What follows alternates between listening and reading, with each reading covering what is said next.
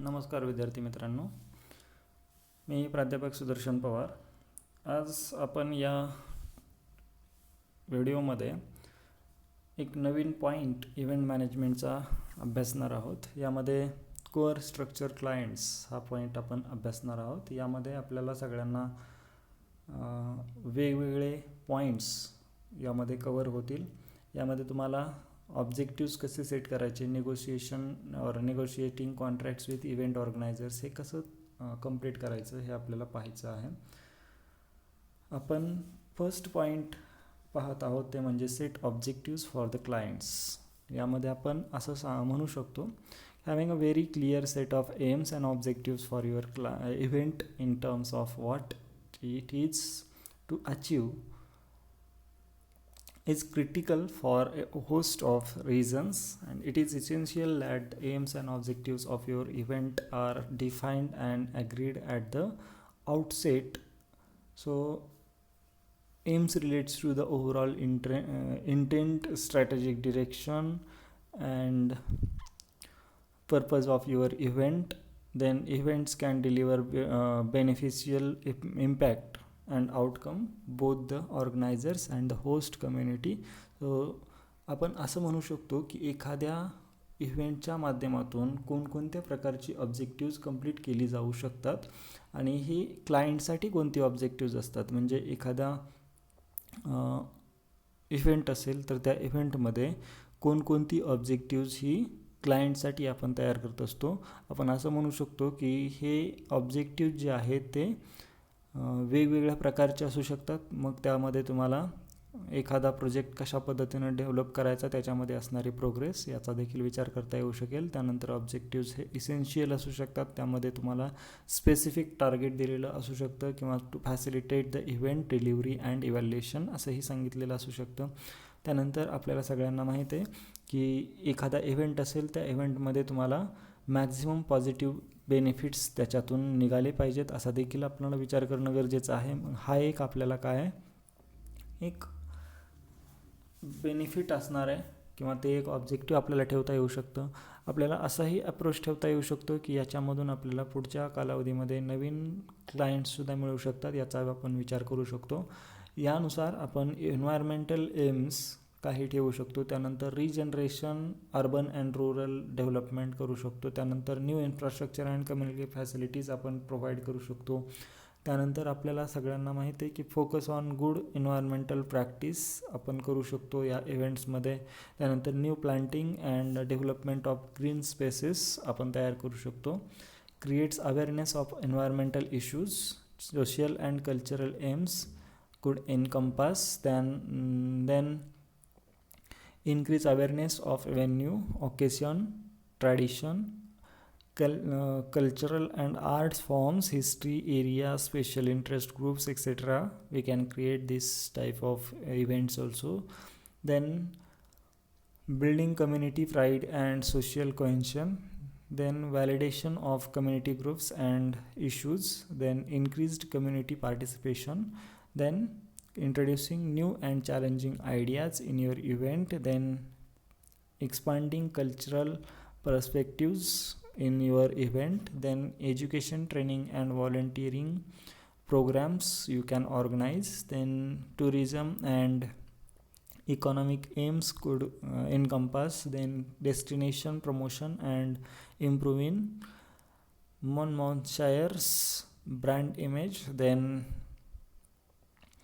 increasing tourist visits. Then extending tourist length of stay. Then extending length of peak tourist season and attracting tourists out of peak season. Then increasing business opportunities and commercial activities. Then job creation and economic investment. Then media coverage and promotion of the village and town or region. And then promoting local foods and drink suppliers. Then showcasing local arts and crafts. हे आपल्याला काय करता येऊ शकतं, वेगवेगळ्या पद्धतीनं organise करता येऊ शकतं आणि हे आपले काही ऑब्जेक्टिव्ज असू शकतात. याच्या माध्यमातून आपण आपला इव्हेंट चांगल्या पद्धतीनं ऑर्गनाईज करू शकतो. आता आपण set objectives for the clients, यामध्येच सेटिंग इव्हेंट ऑब्जेक्टिव्स असं म्हणू शकतो. आणि यामध्ये आपल्याला एखादा असं म्हणू शकतो की once the overall aims of the event have been established you can then move on to setting objectives. So जर तुम्हाला पूर्ण इव्हेंटचे ऑब्जेक्टिव्ह समजले तर तुम्हाला त्या ऑर्गनायझेशनसाठी किंवा त्या एखाद्या इव्हेंटसाठी तुम्हाला ऑब्जेक्टिव्ह सेट करता येणं सहज शक्य होऊ शकतं. आणि तुम्हाला सगळ्यांना माहिती आहे की स्मार्ट ऑब्जेक्टिव्ज कोणकोणते असतात. स्पेसिफिक असणं गरजेचं आहे, मेजरेबल असणं गरजेचं आहे, ॲग्रीड असणं गरजेचं आहे, रिलिव्हंट असणं गरजेचं आहे आणि time within the event scheduled, हे आपण लास्ट टॉपिकमध्ये पाहिलेलं आहेच. मग याचा देखील तुम्हाला विचार करता येऊ शकेल. आणि या सगळ्यांचा तुम्हाला ज्यावेळी संबंध येतो त्यावेळी तुम्हाला या स्मार्ट ऑब्जेक्टिव्हचा विचार करणं गरजेचं आहे. ज्यावेळी तुम्हाला ही स्मार्ट ऑब्जेक्टिव्ह तुमच्या व्यवसाय संस्थेमध्ये, तुमच्या इव्हेंट ऑर्गनायझिंग कंपनीमध्ये किंवा इव्हेंट मॅनेजमेंट कंपनीमध्ये तुम्हाला ज्यावेळेस इम्प्लिमेंट करावी लागतील त्यावेळेस या स्मार्ट ऑब्जेक्टिव्हचा तुम्हाला नेहमी विचार करावा लागतो. आणि त्याच्या माध्यमातून तुम्ही काय करत असता, तुमची इव्हेंट मॅनेजमेंट कंपनी चालवत असता. त्यानंतर तुम्हाला पुढचा पॉईंट दिलेला आहे तो म्हणजे negotiating contracts with event organisers. Contracts म्हणजे काय, तर एखादा करार. आता जर तुम्हाला एखादा करार तुम्हाला करायचा असेल तर तुम्हाला काय करणं गरजेचं आहे, तो करार हा लेखी असणं गरजेचं आहे. Get it in writing. So most of the event organisers have heard that the phrase uttered at one time or another. So हा एक सगळ्यात महत्त्वाचा घटक आहे. एखादा इव्हेंट जर तुम्ही ऑर्गनाईज करत असाल तर तुम्हाला कोणत्या वेळी काय मिळणार आहे, कोणत्या वेळी काय करावयाचं आहे, कोणत्या वेळी कोणत्या गोष्टी पूर्ण करणं गरजेचं आहे, तुम्हाला पेमेंट कशा पद्धतीने मिळणार आहे, कोणत्या स्टेजेसमध्ये पेमेंट मिळणार आहे. त्यानंतर ज्यावेळी इव्हेंट चालू असेल त्यावेळी तुम्हाला कोणत्या पद्धतीनं तुम्हाला तिथं ऑर्गनायझेशन पाहायचं आहे, त्यावेळी तर तुमचं मॅनेजमेंट कसं असायला पाहिजे, या सगळ्यांचं तुम्हाला काय करणं गरजेचं आहे, हे सगळं लेखी घेणं गरजेचं आहे. किंवा त्या इव्हेंट ऑर्गनायझिंग किंवा इव्हेंट मॅनेजमेंट कंपनी आणि क्लायंटमध्ये हा करार होणं गरजेचं आहे. आणि त्या करारानुसार तुम्ही काय करत असता, स्टेप बाय स्टेप तुमचा इव्हेंट कंप्लीट करत असता. या दृष्टिकोनातून आपल्याला विचार करणं गरजेचं आहे. त्यानुसार आपण काय करणार आहे, ते एखादा इव्हेंट पूर्ण करणार आहोत आणि त्यानुसार त्या कॉन्ट्रॅक्टनुसार आपल्याला तो इव्हेंट पूर्ण करायचा आहे. यामध्ये काय काय येतं, तर पहिला पॉईंट दिलेला तो म्हणजे तुमच्या स्क्रीनवरती तुम्ही पाहू शकता, specify what services you will provide. म्हणजे कोणकोणत्या प्रकारच्या सर्व्हिसेस तुम्ही त्यांना प्रोव्हाइड करू शकता हे त्यामध्ये स्पेसिफिकली मेन्शन करणं गरजेचं आहे. आपण असं म्हणू शकतो की इव्हेंट ऑर्गनायझर किंवा इव्हेंट प्लॅनिंग करत असताना आपल्याला कोणकोणत्या सर्व्हिसेस आपण त्या एखाद्या इव्हेंटमध्ये देऊ शकतो हे आपल्याला अगोदरच सांगणं गरजेचं आहे. जर त्यांना एखादी विशिष्ट वस्तू किंवा एखादी विशिष्ट सर्व्हिस हवी असेल तर त्या वस्तू किंवा सर्व्हिससाठी त्यांना वेगळे चार्जेस लागतील याचीसुद्धा त्यामध्ये मेन्शन असणं गरजेचं आहे. जर त्या प्रकारचे तुम्ही सर्व्हिसेस प्रोव्हाइड करणार असाल तर मग याचा आपण विचार करणं गरजेचं आहे की इव्हेंटमध्ये कोणकोणत्या गोष्टींचा समावेश आहे आणि कोणकोणत्या गोष्टींचा समावेश नाही. यासाठी आपल्याला स्पेसिफिक सर्व्हिसेस कोणकोणत्या प्रोव्हाइड करणार आहात हे आपल्याला सांगणं गरजेचं आहे. त्यानंतर सेकंड पॉईंट आपल्याला दिलेला आहे तो म्हणजे रीड बिटवीन द लाईन्स. आपल्याला सगळ्यांना माहीत आहे की ज्यावेळेस तुम्ही कॉन्ट्रॅक्ट्स तयार करत असता त्यावेळेस त्या कॉन्ट्रॅक्टमध्ये एक देखील चूक राहणं गरजेचं नाही. म्हणून तर व्यवस्थित काळजीपूर्वक त्या शब्दांना वाचणं गरजेचं आहे. यासाठीच त्याला म्हटलेलं आहे read between the lines. So त्यामध्ये तुम्हाला एखादी लँग्वेज असेल तर लँग्वेज ही व्यवस्थित असणं गरजेचं आहे. ती लँग्वेज सगळ्यांना समजणारी असावी, ती लँग्वेज अवघड नसावी. अशा पद्धतीचं त्यासाठी काही पॉईंट्स देण्यात आलेले आहेत. त्यानंतर आपल्याला सगळ्यांना माहीत आहे की इव्हेंट मॅनेजमेंट करत असताना आपल्याला हे जे कॉन्ट्रॅक्ट करायचं आहे हे कॉन्ट्रॅक्ट आपण व्यवस्थितरित्या कशा पद्धतीनं पूर्ण करू शकतो याचा देखील आपल्याला विचार करणं गरजेचं आहे. ज्यावेळी तुम्ही एखादं इव्हेंटचं कॉन्ट्रॅक्ट करत असता त्यावेळी तुम्हाला ते कॉन्ट्रॅक्ट करत असताना योग्य पद्धतीनं करणं गरजेचं आहे. अदरवाईज त्यामध्ये क्लिअरिटी राहणार नाही. म्हणून तुम्हाला क्लिअरिटीसाठी हे इव्हेंटचं कॉन्ट्रॅक्ट जे आहे ते व्यवस्थितरित्या वाचून घेणं गरजेचं आहे. त्यानंतर आपण तिसरा पॉईंट तुमच्या स्क्रीनवरती तुम्ही पाहू शकता, क्वेश्चन अँड क्वेश्चन. म्हणजे काय, ज्यावेळेस तुम्ही एखादा इव्हेंटचं कॉन्ट्रॅक्ट करत असता त्यावेळेस क्वेश्चन हा प्रत्येक ठिकाणी असणं गरजेचं आहे. म्हणजेच काय, जर तिथं तुम्हाला एखादा इव्हेंट ऑर्गनाईज करायचा असेल तर तुम्हाला कशा पद्धतीनं क्वेश्चन विचारणं गरजेचं आहे. त्यामध्ये एखादा क्वेश्चन जो असेल तो एखाद्या विशिष्ट गोष्टीसाठी विचारणं गरजेचं आहे. फुलिश क्वेश्चन्स विचारू नका, हा त्याच्यामध्ये सगळ्यात महत्त्वाचा सल्ला मी तुम्हाला देतो. तुम्ही ज्यावेळेस तुम्हाला एखादा इव्हेंट ऑर्गनाईज करायचा असतो त्यावेळेस तिथं जे गरजेचे क्वेश्चन्स असतील ते क्वेश्चन्स तुमच्या क्लायंटकडून विचारून घेणं गरजेचं आहे. ज्यावेळेस तुम्हाला एखादा इव्हेंट ऑर्गनाईज करायचा असेल त्यावेळी तुम्हाला त्या इव्हेंटमध्ये कोणकोणत्या गोष्टींची आवश्यकता आहे हे जर तुम्हाला माहीत करून घ्यायचं असेल तर तुम्हाला क्वेश्चन्स विचारणं गरजेचं आहे. जर तुम्ही क्वेश्चन्स विचारले तर तुम्हाला तिथं समजू शकेल की कशा पद्धतीनं हा इव्हेंट ऑर्गनाईज करायचा आहे. म्हणून क्वेश्चन अँड क्वेश्चन हा सगळ्यात महत्त्वाचा पॉईंट आहे इव्हेंट मॅनेजमेंटमध्ये ज्यावेळेस तुम्हाला हा इव्हेंट पूर्ण करायचा असतो. म्हणजेच काय, तर आपल्याला सगळ्यांना माहीत आहे की एखाद्या क्लायंटच्या डोक्यामध्ये एखादा इव्हेंट कंप्लीट कसा करायचा याची आयडिया असते, पण आपण जर त्याला विचारलंच नाही तर आपल्याला ते समजणार नाही. म्हणून आपण त्यांना विचारून घेणं गरजेचं आहे किंवा तशा प्रकारचे क्वेश्चन्स विचारणं गरजेचं आहे. आणि तो एखादा इव्हेंट कशा पद्धतीनं ऑर्गनाईज करायचा आहे याच्यासाठी क्लॅरिटी आपण निर्माण करणं गरजेचं आहे. आणि ते कशातून निर्माण होऊ शकतं, फक्त ते निर्माण होऊ शकतं ते म्हणजे क्वेश्चन अँड क्वेश्चन. त्यानंतर फोर्थ पॉईंट आपल्याला पाहायचा आहे तो म्हणजे don't accept what you don't want, ask for what you do want instead. म्हणजे काय, तर एखादा इव्हेंट असेल तर त्या इव्हेंटमध्ये आपल्याला सगळ्यांना माहीत आहे की वेगवेगळ्या गोष्टींची आवश्यकता असते. बट त्या इव्हेंटमध्ये असे काही गोष्टी असतात की ज्या तुम्हाला पूर्ण करणं गरजेचं नसतं किंवा प्रत्येकच गोष्ट तुम्ही पूर्ण करावी अशी अपेक्षा नसते, परंतु तुमचा क्लायंट मात्र तशा पद्धतीचे रिक्वायरमेंट सांगत असतो. मग तुम्ही काय करू शकता, त्याला तुम्हाला ज्या पद्धतीच्या वस्तू तिथं नको आहेत किंवा तुम्हाला सगळ्यांना माहीत आहे की एखादा व्यक्ती असेल त्याला जर एखादा इव्हेंट पूर्ण करायचा असेल तर तो इव्हेंट पूर्ण करत असताना या सगळ्या गोष्टींचा विचार करणं गरजेचं आहे. ज्यावेळी तुम्ही एखादा इव्हेंट पूर्ण करत असता त्यावेळी तुम्हाला त्या इव्हेंटमध्ये हेल्थ क्लब पासेस वगैरे देणं गरजेचं असतं. त्याबरोबर रूम्स देणं गरजेचं असतं. इंटरनेट सर्व्हिस किंवा फ्री शिपिंग, रिसिविंग यापेक्षा आणखी जास्त काही सर्व्हिसेस तुम्हाला प्रोव्हाइड केल्या जाऊ शकतात. मग यामध्ये कोणकोणत्या गोष्टी ॲक्सेप्ट करायच्या आणि कोणत्या गोष्टी ॲक्सेप्ट करायच्या नाहीत याच्या संदर्भात सुद्धा कॉन्ट्रॅक्टमध्ये किंवा ते लिहिलेलं असणं गरजेचं आहे. म्हणजे कोणकोणत्या ॲम्युनिटीज तुम्ही त्यांना प्रोव्हाइड करणार आहात, ट्रान्सपोर्ट फॅसिलिटी प्रोव्हाइड करणार आहात का, याचा देखील आपल्याला विचार करणं गरजेचं आहे. त्यानंतर पाचवा पॉईंट आपल्याला दिलेला आहे तो म्हणजे पेमेंट शेड्यूल.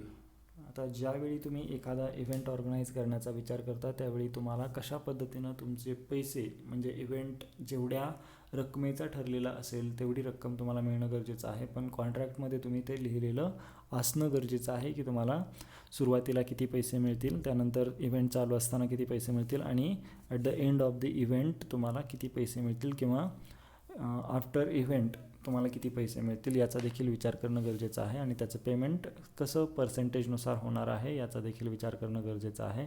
तुमच्या व्यवसाय संस्थेला जर एखादा इव्हेंट ऑर्गनाईज करायचा असेल तर तुमच्याकडे कॅश नसते आणि ती कॅश तुम्हाला कशा पद्धतीनं अवेलेबल होणार आहे क्लायंटकडून त्याचा देखील तुम्हाला विचार करणं गरजेचं आहे. ज्यावेळी तुमच्याकडे पैसे नसतात त्यावेळी तुम्हाला याचा देखील विचार करावा लागतो. त्यानंतर आपल्याला पुढचा पॉईंट दिलेला आहे तो म्हणजे इव्हेंट कॅन्सलेशन. जेव्हा असं होऊ शकतं की एखादा इव्हेंट अचानक कॅन्सल देखील होऊ शकतो. एखादी अशी आपत्ती येते की ज्यावेळेस तुम्हाला इव्हेंट तो काय करावा लागतो, कॅन्सल करून पुढे ढकलावा लागतो किंवा तो कायमस्वरूपीच कॅन्सल करावा लागतो. असे देखील इव्हेंट्समध्ये प्रकार होऊ शकतात. म्हणून त्या एखाद्या इव्हेंटमध्ये तुम्ही समजा एखादा इव्हेंट उद्या एखादा इव्हेंट आहे आणि आज तुम्ही काय केलं, आज तो कॅन्सल करण्याचा किंवा तो कॅन्सल झालेला आहे असं क्लायंटनं सांगितलं, तर तुम्ही आजपर्यंत जेवढं तिथं काम केलेलं असेल तेवढं पेमेंट मिळवण्यासाठीचे क्लॉजेस तुमच्या कॉन्ट्रॅक्टमध्ये असणं गरजेचं आहे. म्हणजे जरी इव्हेंट कॅन्सल झाला तरीसुद्धा तुम्हाला जेवढं तुम्ही ॲक्च्युअल काम केलेलं असेल ते, जेव्हापर्यंत तुम्ही तो इव्हेंट कॅन्सल केलेला असेल, ज्या तारखेला इव्हेंट कॅन्सल केलेला असेल त्या तारखेपर्यंत तुम्ही जेवढं काम केलेलं असेल तेवढ्या कामाचे तुम्हाला रेम्युनरेशन मिळणं गरजेचं आहे. आणि तुम्ही अशीही अट घालू शकता की जेवढे पैसे तुम्हाला मिळालेले असतील त्यापैकी एकही रुपया रिफंडेबल नसेल, म्हणजे नॉन रिफंडेबल अमाऊंट तुम्ही पेड करत आहात असं क्लायंटला त्या कॉन्ट्रॅक्टमध्येच तुम्ही सांगितलेलं असेल. म्हणजे या सगळ्या गोष्टींचा आपल्याला विचार करता येऊ शकतो की ॲक्च्युअल इव्हेंटच्या अगोदरच तुम्ही काय करू शकता, त्याचे पैसेसुद्धा घेऊ शकता, याचा देखील आपल्याला विचार करता येऊ शकेल. त्यानंतर आपल्याला पुढचा पॉईंट दिलेला आहे तो म्हणजे termination clause or force majeure. त्यामध्ये आपण असं म्हणू शकतो की एखादा इव्हेंट मॅनेजमेंट करणारी कंपनी असेल, त्या इव्हेंट मॅनेजमेंट करणाऱ्या कंपनीला आपल्याला कशा पद्धतीनं एखादं इव्हेंट असेल तो कशा पद्धतीनं टर्मिनेट करता येऊ शकतो याचा देखील आपल्याला विचार करता येऊ शकेल. म्हणजे फक्त क्लायंटच एखादा इव्हेंट कॅन्सल करू शकत नाही, तर एखादी इव्हेंट मॅनेजमेंट कंपनी देखील एखादा इव्हेंट टर्मिनेट करू शकते. मग ते कशा पद्धतीनं टर्मिनेट होऊ शकतं याच्या संदर्भात सुद्धा ॲग्रीमेंटमध्ये किंवा तुमच्या करारामध्ये तुम्ही लिहिलेलं असणं गरजेचं आहे. यासाठी वेगवेगळ्या प्रकारचे रिझन्स त्याच्यामध्ये असणं गरजेचं आहे. त्या प्रकारचं रिझन जर असेल तर तुम्हाला तो इव्हेंट काय करता येतो, टर्मिनेट करता येऊ शकतो. आणि त्यासाठी तुम्हाला रिटर्न नोटीस त्या पार्टीला देणं गरजेचं आहे. आपण असं म्हणू शकतो की 14 दिवसांची नोटीस किंवा 10 दिवसांची नोटीस त्या एखाद्या इव्हेंट क्लायंटसाठी देऊ शकतो आणि त्या क्लायंटला तुमचं कॉन्ट्रॅक्ट जे आहे ते टर्मिनेट केलेलं आहे असं सांगू शकतो. त्यानंतर पुढचं दिलेलं आहे ते म्हणजे इंडेम्निफिकेशन. यामध्ये आपल्याला असं म्हणता येऊ शकतं की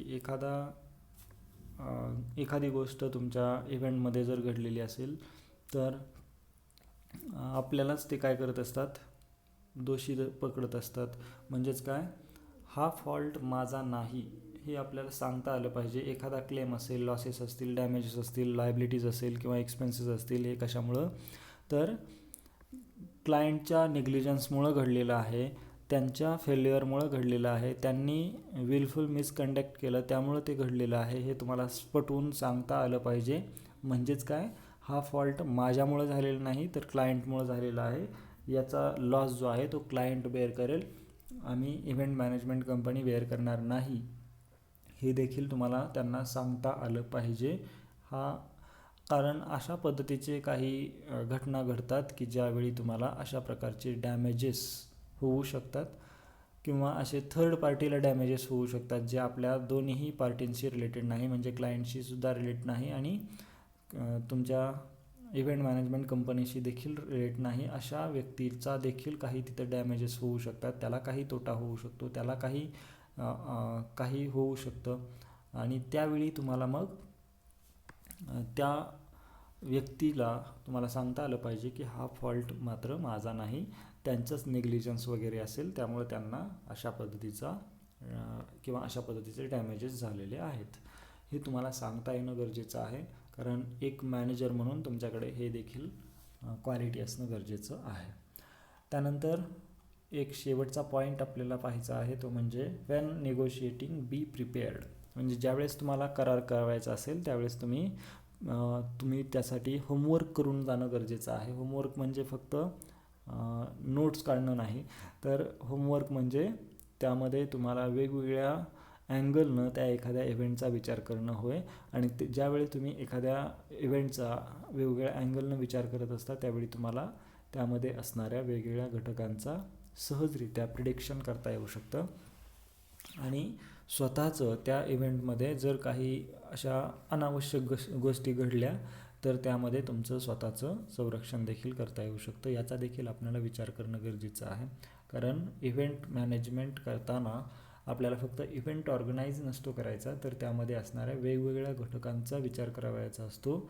मग कोणकोणत्या सर्व्हिसेस त्यानंतर read between the lines, question, don't accept what you don't want, then payment schedule कसं असेल, त्यानंतर इव्हेंट कॅन्सलेशन तुम्हाला करता येईल का, किंवा तो व्यक्ती इव्हेंट कॅन्सल करू शकेल का, टर्मिनेशन क्लॉज कसा असेल, त्यानंतर इंडेम्निफिकेशन आणि निगोशिएशन करत असताना व्यवस्थित विचार करून जाणं गरजेचं आहे. त्यानंतर तुम्ही ते इव्हेंट व्यवस्थितरित्या त्या इव्हेंटचं कॉन्ट्रॅक्ट करू शकता. आपल्याला पुढच्या पॉईंटमध्ये locating interaction points, banners, displace हे आपल्याला पाहायचं आहे. नेक्स्ट व्हिडिओमध्ये मी हे तुम्हाला एक्सप्लेन करेल. थँक्यू.